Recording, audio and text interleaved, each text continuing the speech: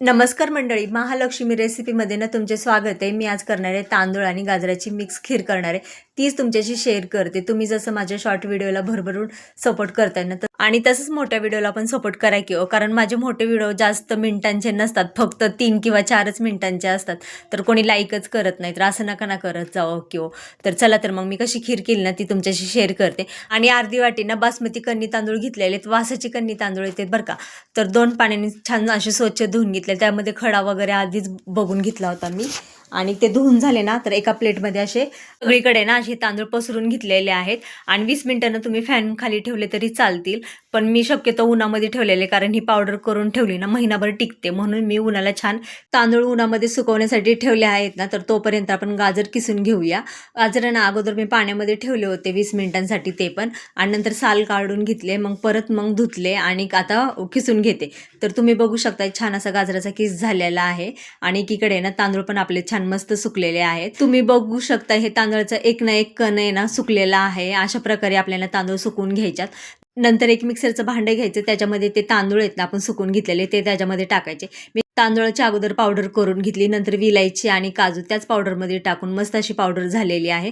तुम्ही बघू शकताय. नंतर एकीकडे ना कढई ठेवली, 2 चमचे आहेत ना आपले साजूक तूप टाकलेले. तूप टाकल्याने जेवढे काही तुमच्याकडे ड्रायफ्रूट्स असतील ना तेवढे सर्व टाकायचे.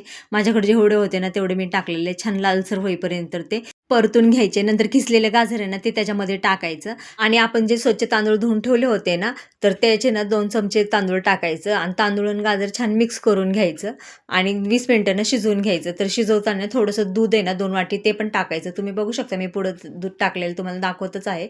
2च वाटी फक्त दूध टाकलेलं आहे आणि वाफेवर छान मस्त असं शिजवून घ्यायचं. तुम्ही बघू शकता ही खीर अप्रतिम चवीला झाली होती. तुम्ही नक्की करून बघा आणि ती कशी झाली ना ती मला कमेंट करून सांगायला विसरू नका. अशी खीर आहे ना कोणी केलेली पण नाहीये, पहिल्यांदाच आपल्या यूट्यूब चॅनलवर मी दाखवत आहे. आणि ही रेसिपी आहे ना शेवटपर्यंत नक्की बघा, स्किप करू नका. जरा तरी आवडली असेल ना लाईक, शेअर, सबस्क्राईब करायला विसरू नका. तुमचं एक लाईक खूप मौल्यवान आहे माझ्यासाठी. नक्की एक लाईक करा. आणि तांदळाची पावडर आणि अर्धी वाटी ना साखर टाकलेली. ते साखर टाकल्यानंतर ना मस्त असं हलवून घ्यायचं. हलवून झाल्यानंतर ना मी एकीकडे दूध तापायला ठेवलं होतं. तर दूध आहे ना अर्धा लिटर तापवायला ठेवलं होतं. तर ते दूध आहे ना त्याच्यामध्ये ओतलं आणि मस्त अशी उकळी येईपर्यंत ही खीर शिजवून घ्यायची. एकच नंबर झाली होती. तुम्ही एकदा नक्की करून बघा. मी आवर्जून सांगते. जरा तरी आवडले असेल ना लाईक करायला विसरू नका. आणि गॅसची फ्लेम आहे ना लोवर ठेवायची. छान असं घट्टसरपणा येईपर्यंत ही खीर शिजवून घ्यायची. चवीला तर म्हणताल ना अप्रतिम झाली होती ही खीर. तुम्ही बघू शकताय छान असं घट्टसरपणा आलेला आहे. आणि आणि घट्टसर खीर होण्यासाठी ना एक टिप म्हणजे ना मी ते तांदळाची पावडर केली होती ना तीच एक टिप आहे. तुम्ही ती तांदळाची पावडर आहे ना करून ठेवली ना महिनाभर अगदी सहज टिकली जाते. पण त्यासाठी अगोदर ना तांदूळ आहेत ना उन्हामध्ये सुकवून घेतले तरच ते चांगली होते.